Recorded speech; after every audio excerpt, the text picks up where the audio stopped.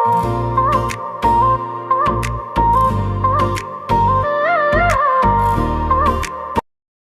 Book chapter 86। दोस्तों, अब तक आपने पढ़ा कि पंखुड़ी आदित्य को अपने दिल की बात बताने ही वाली थी, लेकिन तभी अचानक नौकर आ गया और सब कुछ बदल गया। आप आगे सुनिए। जैसे ही नौकर ने कहा कि मालिक, आपकी मम्मी आपको बुला रही हैं, आदित्य का चेहरा एकदम बदल गया। उसका दिमाग ठंडा पड़ गया क्योंकि आदित्य और उसकी मम्मी का रिश्ता कभी अच्छा नहीं रहा था।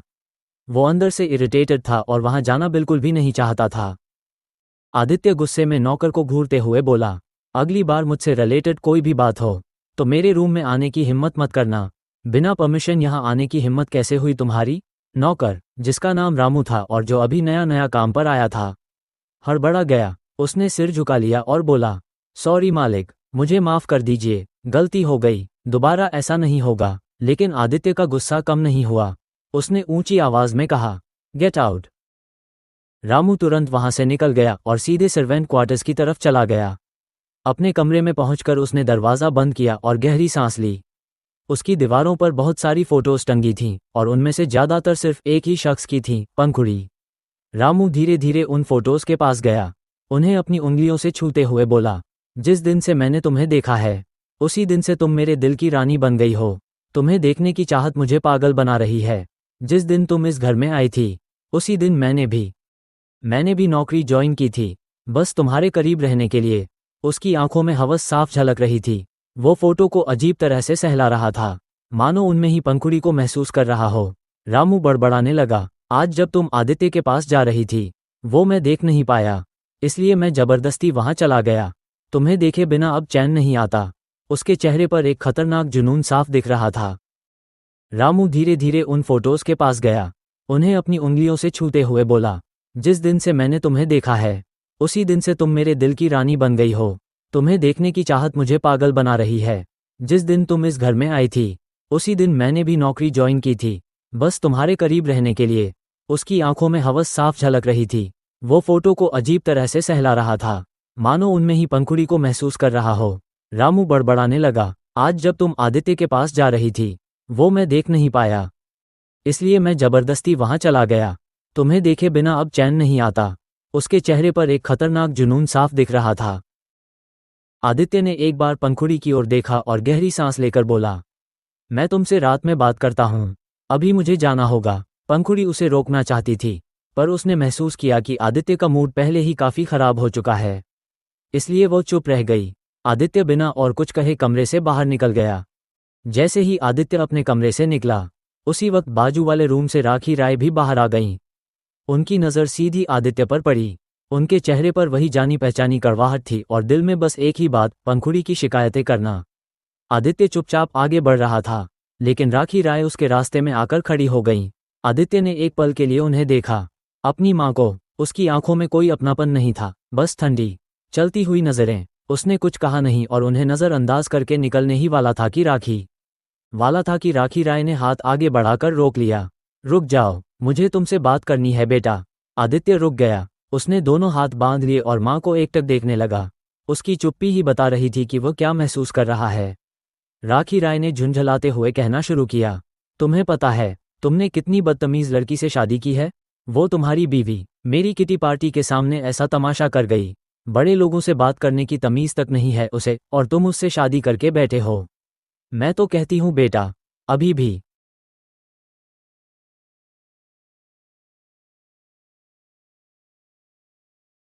भी देर नहीं हुई है, डिवोर्स ले लो उससे। डिवोर्स शब्द सुनते ही आदित्य की आंखें गुस्से से लाल हो गईं। वो माँ की आंखों में जलती हुई नजरें डालकर बोला, बस करो मिसेस राखी रॉय। आपकी तरह मैं भी अपने रिश्तों को खिलौना नहीं समझता। पंखुड़ी मेरी पत्नी है और उसकी इज्जत मेरी इज्जत है। उसके बारे में एक भी गलत बात अब मैं बर्दाश्त नहीं करूंगा। आपने अपने रिश्ते सिर्फ अपने प्रॉफिट के लिए निभाए, कभी असली रिश्तों को समझा ही नहीं। अपने बच्चों को भी छोड़ सकती हैं आप, सिर्फ अपनी ज़रूरतों के लिए, और यही आपकी सबसे बड़ी हार है। आदित्य का गुस्सा उफान पर था।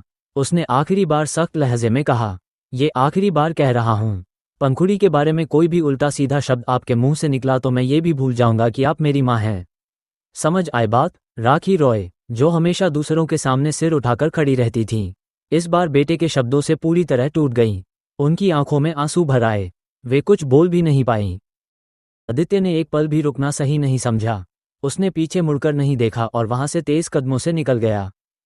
तो दोस्तों, ये था चैप्टर 86 का दूसरा भाग। अब सवाल ये है, क्या राखी राय अपने बेटे के शब्दों को चुपचाप सह लेंगी या फिर उनका गुस्सा अब और भी ज्यादा खतरनाक रूप लेगा? जानने के लिए जुड़े रहिए the cruel billionaire love innocent girl की इस कहानी के साथ। चैप्टर 87। आपने अब तक सुना कि आदित्य और राखी रॉय यानी उसकी मां के बीच कैसी बड़ी बहस हुई और आदित्य गुस्से में वहां से चला गया। लेकिन उसके जाने के बाद राखी रॉय वहीं खड़ी रह गईं। उनके चेहरे पर गुस्से की लपट साफ झलक रही थी। उनका दिल कह रहा था कि बेटे से भी ज्यादा कसूर पंखुड़ी का है। वो अपने कमरे से निकलकर नीचे की ओर जाने लगी। रास्ते में अचानक उनकी नज़र पंखुड़ी पर पड़ी। वो वहीं खड़ी थी। राखी रॉय के चेहरे पर एक अजीब सी कठोरता आ गई और वो सीधी पंखुड़ी की ओर बढ़ गईं। सामने आते ही उन्होंने जहर भरे लहजे में कहा, तुम मेरे बेटे के लायक कभी थी ही नहीं, और अब देखो, वही बदतमीज मेरे बेटे पर भी चढ़ गई है। पंखुड़ी ये सुनकर भीतर तक टूट गई। वो जवाब देना चाहती थी, मगर आदित्य की मां होने के नाते वो उनसे बदतमीजी भी नहीं कर सकती थी। लेकिन राखी राय यहीं नहीं रुकी। उन्होंने और तीखे शब्द फेंके, तुम्हारे माँ बाप ने भी तुम्हें यही सिखाया है ना? किसी अमीर आदमी को फंसाओ, उससे शादी करो और फिर अपने लिए घर गाड़ी सुरक्षित कर लो। यही असली संस्कार है तुम्हारे घर के। ये सुनते ही पंखुड़ी की आंखें भर आईं। उसने अपनी पलकों को बंद किया, खुद को संभालने की कोशिश की और धीरे से बोली, जो कहना है मुझे कहिए, लेकिन मेरे मम्मी पापा को बीच में मत लाइए। राखी राय ने होंठ टेढ़े करते हुए तिरस्कार से कहा, क्यों, बुरा लग रहा है? आखिर सिखाया तो उन्होंने ही होगा। अब तक पंखुड़ी का सब्र टूट चुका था। उसने सीधे उनकी आंखों में देखते हुए कहा, हाँ, मेरे मम्मी पापा ने मुझे संस्कार दिए हैं और वही मैं निभा रही हूँ। उन्होंने सिखाया है कि बड़े बुजुर्गों से तमीज से बात करनी चाहिए। मगर इंसानियत, मान जी, वो चीज़ आपके भीतर कहीं दिखाई नहीं देती। शायद इसीलिए आदित्य आपसे ऐसी बातें करता है, क्योंकि आपने हमेशा रिश्तों को सिर्फ अपने फायदे के लिए इस्तेमाल किया है। ये कहकर पंखुड़ी तेज कदमों से वहां से चली गई। राखी राय पीछे खड़ी, खून के घूंट पीते हुए बस उसे जाते देखती रह गईं।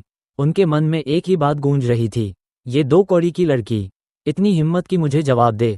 गुस्से से कांपते हुए उन्होंने तुरंत पलटकर अपने कमरे की ओर कदम बढ़ाए। उनके दिमाग में बस यही चल रहा था कि अब वो अपने पति से शिकायत करेगी। उधर पंखुड़ी अपने कमरे में गई और बिस्तर पर बैठते ही फूट फूट कर रोने लगी। उसके मन में आग लगी थी। उसकी हिम्मत कैसे हुई मेरे मम्मी पापा पर उंगली उठाने की? उस गुस्से और दुख के बीच उसने न तो दोपहर का खाना खाया और न ही किसी से बात की। नौकर कई बार बुलाने आया, मगर उसने मना कर दिया। सुबह से उसने सही मायनों में कुछ खाया भी नहीं था, बस हल्का सा ब्रेकफास्ट। अब भूख और तकलीफ दोनों ने मिलकर उसे पूरी तरह तोड़ दिया। घर का माहौल और भी सुनसान लग रहा था, क्योंकि दादी भी सत्संग के लिए बाहर गई थीं। दादाजी पास जाने की इच्छा नहीं थी। ऐसे में पंखुड़ी अपने कमरे में अकेली, आंसुओं और दर्द के बीच घिरी हुई थी। पंखुड़ी रोते रोते अपने बिस्तर पर लेट गई। उसका दिल भरा हुआ था, आंखों से आंसू थमने का नाम नहीं ले रहे थे और धीरे धीरे उसकी थकान ने उसे नींद में खींच लिया। उसे पता ही नहीं चला कि कब वह अपने दर्द और आंसुओं के बीच सो गई। घर में वैसे भी उस वक्त कोई नहीं था जो उसे पूछ सके कि तुमने कुछ खाया भी है या नहीं। हर तरफ सन्नाटा था। सीन शिफ्ट होता है आदित्य की तरफ। आदित्य उस दिन बैक टू बैक मीटिंग्स में इतना बिजी था कि उसे खुद का भी होश नहीं रहा। कई सारे डील्स और डिस्कशंस के बाद वह बेहद टायर्ड हो चुका था। जब उसने अपनी रिस्ट वॉच देखी, एक रॉयल सी घड़ी जो हमेशा उसकी शान थी, उस पर टाइम था रात के 11 बजे। आदित्य ने गहरी सांस ली और मन ही मन सोचा, अब मुझे घर जाना चाहिए। पंखुड़ी अकेली होगी। उसने जल्दी से अपनी जैकेट पहनी, लग्जरी लिफ्ट से नीचे आया और अपने शोफर ड्रिवन लग्जरी कार में बैठ गया। कार सीधा रॉय पैलेस की ओर बढ़ गई। जैसे ही कार पैलेस के ग्रैंड गेट से अंदर आए, सिक्योरिटी ने सलामी दी। आदित्य ने भारी कदमों से सीढ़ियां चढ़ी और सीधे अपने बेडरूम की तरफ गया। रूम में घुसते ही उसने देखा, लाइट बंद थी। शायद पंखुड़ी सो गई है, उसने मन ही मन सोचा। आदित्य ने धीरे से लाइट ऑन की। सामने का नज़ारा देख उसका दिल कसक गया। पंखुड़ी अजीब सी हालत में सो रही थी। उसका फेस आधा बालों से ढका हुआ था। आदित्य धीरे धीरे बेड के पास आया और बड़े प्यार से उसके बालों को पीछे किया। तभी उसका चेहरा साफ दिखा। आदित्य का दिल रुक सा गया। पंखुड़ी की आंखों के नीचे आंसुओं के निशान थे। उसकी पलकों पर अब भी नमी थी। ये देखकर आदित्य का दिल भर आया और उसने सोचा, ये रो क्यों रही थी? आखिर हुआ क्या घर में? आदित्य ने धीरे से उसे जगाया। पंखुड़ी आंखें मलते हुए उठी और बैठ गई। आदित्य ने उसके चेहरे को ध्यान से देखते हुए पूछा, क्या हुआ था, क्यों रोई तुम? पंखुड़ी ने अपना चेहरा झुका लिया। उसने कुछ भी नहीं बताया, बस हल्के से ना में सिर हिला दिया। आदित्य ने फिर पूछा, तुमने खाना खाया? पंखुड़ी ने इस बार भी बिना कुछ बोले ना में सिर हिला दिया। अब आदित्य का गुस्सा और कंसर्न दोनों साथ में निकल पड़े। उसने घड़ी पर नजर डाली और गहरी आवाज में बोला, इतनी रात हो गई और तुमने कुछ नहीं खाया? मैं इस बार छोड़ रहा हूं, लेकिन अगली बार अगर तुमने ऐसे भूखा रहने की कोशिश की ना, तो मैं तुम्हें बिल्कुल नहीं छोड़ूंगा, समझी तुम? पंखुड़ी ने हल्के से मुंह बना लिया और चुपचाप उसे देखने लगी। आदित्य ने तुरंत अपना फोन निकाला और डाउनस्टेयर्स स्टाफ को कॉल किया। 2 प्लेट्स डिनर तुरंत ऊपर भिजवाओ। उसने फिर पंखुड़ी की ओर देखते हुए कहा, खाना अभी आ जाएगा, मैं तब तक फ्रेश होकर आता हूं। इतना कहकर आदित्य बाथरूम की ओर चला गया। तो दोस्तों, ये था चैप्टर 87 का दूसरा भाग। अब सवाल ये है, क्या पंखुड़ी आदित्य को उसकी मां के बारे में सच्चाई बताएगी, या वो ये दर्द अपने दिल में ही छुपाकर रखेगी? जानने के लिए बने रहिए the cruel billionaire love innocent girl के अगले चैप्टर में। चैप्टर 88। आदित्य बाथरूम से बाहर आया। उसके बालों से अभी भी हल्की सी नमी टपक रही थी। कमरे में हल्की रोशनी जल रही थी और उस रोशनी में उसने देखा कि पंखुड़ी सोफे पर चुपचाप बैठी है। सामने सेंटर टेबल पर 2 प्लेटें सजी हुई थीं, गर्मा-गर्म खाना रखा हुआ था, जैसे वो उसका इंतजार कर रही हो। आदित्य कुछ पल वहीं खड़ा उसे देखता रहा। उसके चेहरे पर थकान साफ झलक रही थी, आंखें आधी बंद, होंठ सूखे हुए और चेहरा बेहद फीका। उसने शायद पूरे दिन ठीक से कुछ नहीं खाया था। बिना कुछ कहे आदित्य धीरे धीरे उसकी ओर बढ़ा और उसके पास बैठ गया। प्लेट उसके सामने खिसका दी। पंखुड़ी ने उसकी तरफ देखा भी नहीं, बस चुपचाप एक और उठाकर खाने लगी। दोनों के बीच सन्नाटा था, सिर्फ चम्मच और प्लेट की हल्की सी आवाज कमरे में गूंज रही थी। आदित्य उसे देख रहा था, जैसे हर निवाले के साथ उसकी कमजोरी साफ नजर आ रही हो। कुछ ही देर में पंखुड़ी ने खाना खत्म किया। उसने एक शब्द भी नहीं कहा। धीरे से उठी, अपने कदम घसीटते हुए सीधे बेडरूम में गई और बिस्तर पर लेटते ही सो गई। आदित्य वहीं बैठा रह गया। उसकी आंखों में चिंता थी। उसने महसूस किया कि पंखुड़ी न सिर्फ थकी हुई है, बल्कि अंदर से टूटी हुई भी है। रात का सन्नाटा था। पंखुड़ी आदित्य की बाहों में सोई हुई थी, लेकिन उसके चेहरे पर अब भी हल्की सी बेचैनी झलक रही थी। आदित्य ने महसूस कर लिया था कि वो परेशान है। शायद घर में कुछ ऐसा हुआ था जिसकी वजह से उसका मन टूट सा गया था। वो उसके पास लेटा हुआ था, पर उसकी आंखों में नींद नहीं थी। बार बार उसके मन में यही सवाल घूम रहा था, आखिर ऐसा क्या हुआ है जिससे पंखुड़ी इतनी परेशान है? वो सोच ही रहा था कि अचानक पंखुड़ी ने नींद में ही कुछ बुदबुदाया, मुझे डॉक्टर बनना है, मेरा एग्जाम आने वाला है, मैं कैसे तैयारी करूंगी? ये सुनकर आदित्य का दिल गहरी बेचैनी से भर गया। उसके चेहरे पर अचानक चिंता और समझ दोनों उतर आए। वो खुद से कहने लगा, ओह, मैं अब तक ये कैसे भूल गया? पंखुड़ी का सपना तो डॉक्टर बनने का है और उसके एग्जाम भी इतने करीब हैं। मुझे इसे पहले ही सहारा देना चाहिए था। आदित्य की आंखों में एक दृढ़ निश्चय झलकने लगा। लेकिन कोई बात नहीं, अभी भी देर नहीं हुई है। कल सुबह ही मैं इसे एक ऐसा सरप्राइज दूंगा जिससे ये फिर से हिम्मत पालेगी। यही सोचकर उसने पंखुड़ी के माथे को बड़े प्यार से चूमा। पंखुड़ी गहरी नींद में थी, लेकिन उसके होठों पर हल्की सी मुस्कान आ गई, जैसे उसने आदित्य का स्पर्श महसूस किया हो। फिर दोनों उसी सुकून में एक दूसरे की बाहों में समाकर सो गए। अगली सुबह का दृश्य। कमरे की हल्की हल्की धूप पर्दों से छनकर भीतर आ रही थी। पंखुड़ी काफी पहले ही उठ चुकी थी। नहाने के बाद अब वो ड्रेसिंग टेबल के सामने खड़ी थी। उसके चेहरे पर पानी की हल्की नमी थी और गीले बाल कंधों पर बिखरे हुए थे। हर बूंद जैसे उसकी खूबसूरती को और निखार रही थी। वो धीरे धीरे अपने कानों में झुमके पहन रही थी, फिर गले की चैन को ठीक किया। आईने में झलकती उसकी मुस्कान कमरे का माहौल और भी रोशन कर रही थी। उधर आदित्य बिस्तर पर आधा लेटा हुआ था। उसकी नज़रें पंखुड़ी से हट ही नहीं रही थीं। हर अदा, हर हरकत, हर सांस उसे अपने भीतर गहराई तक खींच रही थी। उसे लग रहा था मानो वक्त ठहर गया हो। पंखुड़ी ने अचानक आईने से झांक कर देखा। उसे एहसास हुआ कि आदित्य उसे बड़े ध्यान से देख रहा है। उसके होठों पर एक शरारती मुस्कान आई। उसने आईने में ही उसकी ओर देखते हुए धीरे से कहा, गुड मॉर्निंग आदित्य। उसकी आवाज में एक नरमी थी, जैसे किसी ने सुबह की ठंडी हवा में मिठास घोल दी हो। कमरे में हल्की सी सुबह की रोशनी फैल रही थी। पंखुड़ी ने आदित्य की तरफ देखा। वो अब भी चुप था। कुछ तो बोलो, उसने थोड़ी नाराजगी से कहा, लेकिन आदित्य बिना कुछ कहे कबर्ड की तरफ बढ़ गया। पंखुड़ी ने मुंह बनाते हुए धीमे से बड़बड़ाया, खड़ूस कुमार, कभी तो अच्छे से रिप्लाई कर लिया करो। वो चाह रही थी कि आदित्य मुस्कुराए, कोई प्यारी सी बात करे, मगर आदित्य के चेहरे पर अब भी वही शांत, सीरियस सा भाव था। उसने कबर्ड से एक लिफाफा निकाला और पंखुड़ी की तरफ बढ़ाया। पंखुड़ी ने थोड़ा हैरानी से हाथ बढ़ाया। तभी आदित्य अचानक झुककर उसके गाल पर किस कर देता है। आदित्य! उसका चेहरा एकदम से लाल हो गया। थोड़ा गुस्से और शर्म से उसने आंखें नीचे कर ली और बड़बड़ाए, ये डेविल कहीं का, ब्रश भी नहीं किया और किस कर दिया। आदित्य हल्की सी मुस्कान दबाते हुए बाथरूम की तरफ चला गया। पंखुड़ी वहीं बेड पर बैठ गई। उसके हाथ में अब भी लिफाफा था।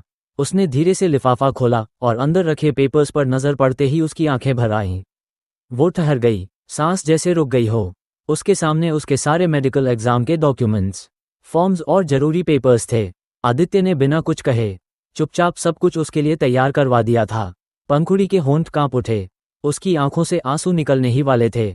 उसके दिल में एक अजीब सी गर्माहट भर गई, थोड़ी हैरानी, थोड़ी खुशी और ढेर सारा प्यार। करीब 15 मिनट बाद बाथरूम का दरवाज़ा खुला, भाप सी बाहर फैली और आदित्य टॉवल में लिपटा बाहर आया। उसके चौड़े कंधों से अब भी पानी की बूंदें टपक रही थीं। उसका वेल बिल्ड शरीर, चमकते सिक्स पैक, एबीएस और कॉन्फिडेंट वॉक, सब कुछ कमरे का माहौल बदल रहा था। पंखुड़ी ने अनायास उसकी तरफ देखा और एक पल के लिए खुद को रोक नहीं पाए। उसके गाल फिर से लाल हो उठे। पंखुड़ी तेजी से दौड़ती हुई आदित्य के पास पहुंची और बिना कुछ सोचे समझे उसने उसे कसकर गले से लगा लिया। उसकी सांसें तेज थीं, दिल जोर जोर से धड़क रहा था। आदित्य अचानक इस करीबी से थोड़ा चौंक गया। उसकी आंखों में आश्चर्य झलक उठा, लेकिन अगले ही पल उसके होठों पर एक हल्की और सुकून भरी मुस्कान फैल गई। उसने भी अपने मजबूत बाहों से पंखुड़ी को ऐसे थाम लिया जैसे वो उसके लिए सबसे कीमती चीज हो। पंखुड़ी की आंखों से खुशी के आंसू बह निकले। गले लगते ही उसका मन जैसे हल्का हो गया। उसने आदित्य के गाल पर एक नन्हा, मासूम चुंबन रख दिया। आदित्य की नजरें उस पर टिकी रहीं। होठों पर शरारती मुस्कान खेली और उसने धीमे स्वर में कहा, गालों पर क्यों? होठों पर करोगी तो मुझे और भी ज्यादा खुशी मिलेगी। पंखुड़ी के गाल एकदम गुलाबी हो गए। वो पल भर के लिए शर्म से नजरें झुका गई। फिर अचानक उसे एहसास हुआ कि वो आदित्य के कितनी करीब खड़ी है। उनकी सांसें एक दूसरे से टकरा रही थीं। पंखुड़ी ने हिम्मत जुटाकर धीरे से अपने दोनों हाथ आदित्य के चौड़े और मजबूत सीने पर रख दिए। जैसे ही उसकी नर्म हथेलियां आदित्य के सीने से टकराईं, उसके पूरे बदन में एक मीठी सी सिहरन दौड़ गई। उसकी उंगलियां अनजाने में आदित्य के सीने पर हल्के हल्के फिसलने लगीं। आदित्य ने गहरी सांस ली और अपनी आंखें बंद कर लीं, मानो उस स्पर्श के हर एहसास को अपने दिल में कैद कर लेना चाहता हो। कुछ देर बाद पंखुड़ी को अचानक एहसास हुआ कि वो क्या कर रही है। वो घबराई, उसका चेहरा और भी लाल हो गया। वो जल्दी से पीछे हटने लगी, लेकिन आदित्य ने फौरन उसकी कमर पकड़ ली और एक झटके में उसे फिर अपनी ओर खींच लिया। अब दोनों के बीच की दूरी बिल्कुल मिट चुकी थी। उनके दिलों की धड़कनें एक दूसरे से टकराने लगीं। और फिर उसके होंठ पंखुड़ी के होंठों से मिल गए।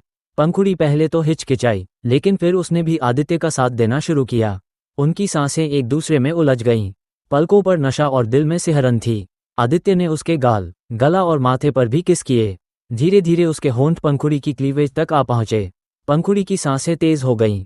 वो हिचकिचाते हुए बोली, प्लीज आदित्य, सुबह सुबह ये सब मत करो, मुझे शर्म आती है। आदित्य ने धीमी, नशीली आवाज में कहा, इतना शर्माने की क्या जरूरत है? ये पहली बार तो नहीं है ना, और तुम्हें भी पता है ये एहसास कितना प्यारा है। पंखुड़ी का दिल जोर जोर से धड़कने लगा। उसके पेट में जैसे तितलियां उड़ रही थीं। तभी अचानक आदित्य का फोन बज उठा। पंखुड़ी ने लंबी सांस लेते हुए कहा, तुम्हारा फोन बज रहा है, उठाओ ना। लेकिन आदित्य ने उसे और कसते हुए कहा, बजने दो। फोन लगातार बजता रहा। पंखुड़ी फिर बोली, शायद जरूरी कॉल हो सकता है, देख लो आदित्य। तो दोस्तों, अब सवाल ये है, क्या आदित्य इस कॉल को उठाएगा? और क्या इस कॉल के पीछे कोई बड़ा राज छुपा है? जानने के लिए जुड़े रहिए the cruel billionaire love innocent girl के अगले एपिसोड में। चैप्टर 89। अब तक आपने देखा कि पंखुड़ी और आदित्य के बीच रोमांटिक पल चल रहे थे। तभी अचानक आदित्य का फोन बज जाता है। वो झुंझलाते हुए फोन उठाता है और देखता है कि कॉल उसके असिस्टेंट राहुल का है।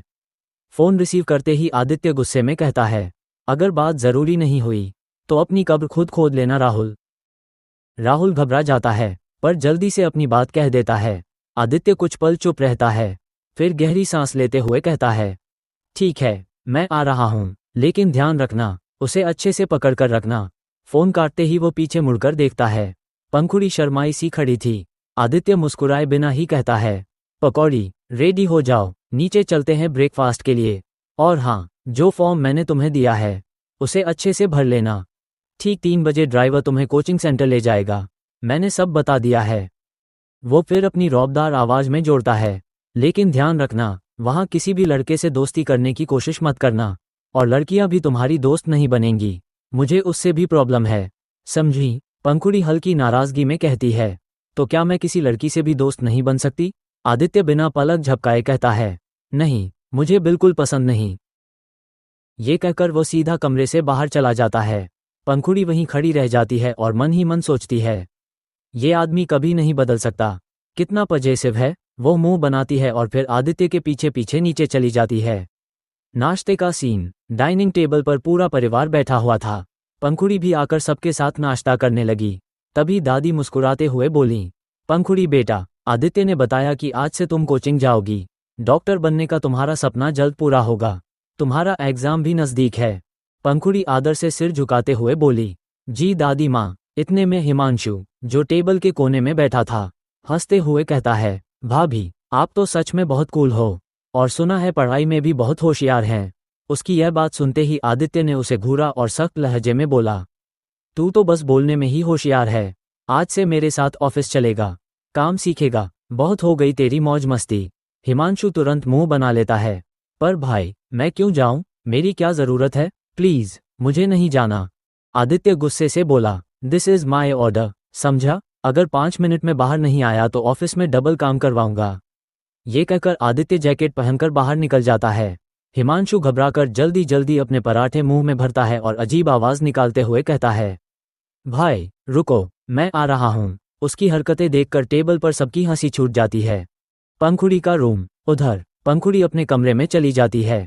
आज 3 बजे उसकी कोचिंग थी। वो सोचती है, थोड़ी तैयारी कर लूं, फिर पैकिंग भी करनी है। उसने शादी के बाद अपने सामान को पूरी तरह सेट नहीं किया था, तो उसे सब अरेंज करने में समय लग रहा था। वो किताबें निकालती है और थोड़ी देर पढ़ाई भी करने लगती है, पर उसके दिल में कहीं न कहीं एक अजीब सी बेचैनी थी। वो खिड़की से बाहर देखती है और फिर वापस किताब में डूबने की कोशिश करती है। Suspense ending. लेकिन उसे पता नहीं था कि कोई और भी उसकी हर हरकत पर नज़र रख रहा था। आखिर ये नज़र किसकी थी? क्या ये नज़र पंखुड़ी के लिए खतरे की घंटी साबित होगी? जानने के लिए बने रहिए cruel billionaire love innocent girl के अगले चैप्टर में। चैप्टर 90। अब तक आपने सुना था कि आदित्य ने पंखुड़ी के लिए एक अच्छा कोचिंग सेंटर ढूंढ लिया था। ये सुनकर पंखुड़ी बहुत खुश हो गई थी, क्योंकि अब वह अपने सपनों को आगे बढ़ा सकती थी। उस दिन पंखुड़ी अपने कमरे में बैठकर पढ़ाई कर रही थी। लगभग 2 घंटे से वो किताबों में डूबी हुई थी, लेकिन अचानक उसे बार बार ऐसा लगने लगा कि कोई उसे देख रहा है। उसके मन में एक अजीब सी बेचैनी और डर था। वो बार बार पीछे मुड़कर देखने लगती, लेकिन वहां कोई नहीं था। थोड़ी देर बाद उसने खुद को संभाला और फिर से पढ़ाई पर ध्यान लगाया। इसी बीच दरवाजे पर नाक नाक की आवाज हुई। पंखुड़ी हैरान रह गई, इस समय कौन हो सकता है? दादी माँ तो कभी इस टाइम नहीं आती। जब उसने दरवाज़ा खोला तो सामने नौकर रामू खड़ा था। पंखुड़ी ने पूछा, क्या हुआ? रामू बोला, मैडम, मैंने सोचा आपको कॉफ़ी दे दूं। आप लंबे समय से कमरे से बाहर नहीं निकली थीं, तो मुझे लगा आपको ये देनी चाहिए। पंखुड़ी ने उसे घूरकर जवाब दिया, मुझे कॉफ़ी पसंद नहीं है, और अगली बार अपनी तरफ से कुछ करने की कोशिश मत करना। ये कहकर उसने दरवाज़ा जोर से बंद कर लिया। रामू वहीं खड़ा रह गया, लेकिन उसकी आंखों में कुछ और ही चल रहा था। वो पंखुड़ी को गंदी नज़रों से देख रहा था, फिर खुद ही कॉफ़ी पी ली और अपने सर्वेंट क्वार्टर की तरफ चला गया। वहां जाकर उसने पंखुड़ी की फोटो देखते हुए बुदबुदाया, तू तो एकदम तीखी मिर्ची है, लेकिन एक दिन तू मेरी ही होगी, मेरी पंखुड़ी। उसके मन में गंदे इरादे साफ दिखाई दे रहे थे। दूसरी तरफ दोपहर के करीब 3 बजे पंखुड़ी कमरे से बाहर निकली। उसने हरे रंग का सुंदर फ्रॉक पहन रखा था, गले में मंगलसूत्र, माथे पर सिंदूर और एक छोटी सी बिंदी। वो बहुत प्यारी और सादगी भरी लग रही थी। वो हॉल में आई, जहां दादी माँ बैठी थीं। पंखुड़ी ने उनके चरण छूकर आशीर्वाद लिया। दादी माँ ने भी ढेर सारा आशीर्वाद दिया और कहा, खुश रहो बेटी, अपना ख्याल रखना। इसके बाद पंखुड़ी ने अपना पर्स उठाया और बाहर आ गई। बाहर उसे एक लग्जरी कार खड़ी मिली। अब वो धीरे धीरे इस चीज़ की आदत डाल रही थी कि उसे हर जगह कार से ही जाना है, ऑटो से नहीं। पंखुड़ी कार का दरवाज़ा खोलकर अंदर बैठ गई। उसका चेहरा खुशी से चमक रहा था। वो मन ही मन सोच रही थी, मेरा सपना अब पूरा होने वाला है। चाहे कुछ भी हो, मुझे डॉक्टर बनना ही है। तो दोस्तों, आपको क्या लगता है पंखुड़ी का नया सफर कैसा होगा? ये जानने के लिए बने रहिए। लव इनोसेंट गर्ल के अगले चैप्टर में, the cruel billionaire love innocent girl के अगले चैप्टर में। हेलो दोस्तों, अगर आपको ये चैप्टर पसंद आया हो तो प्लीज़ अपना सपोर्ट दिखाने के लिए वीडियो को लाइक कीजिए और चैनल को सब्सक्राइब करना बिल्कुल मत भूलिएगा। और हाँ, मैंने आपके लिए एक नई कहानी लेकर आई हूँ जो बहुत हाई रोमांटिक है। इसका नाम है एक्स हस्बैंड रिटर्न, तो उसे भी ज़रूर जाकर देखिए। और फिर हम मिलेंगे अगले चैप्टर में। तब तक के लिए धन्यवाद।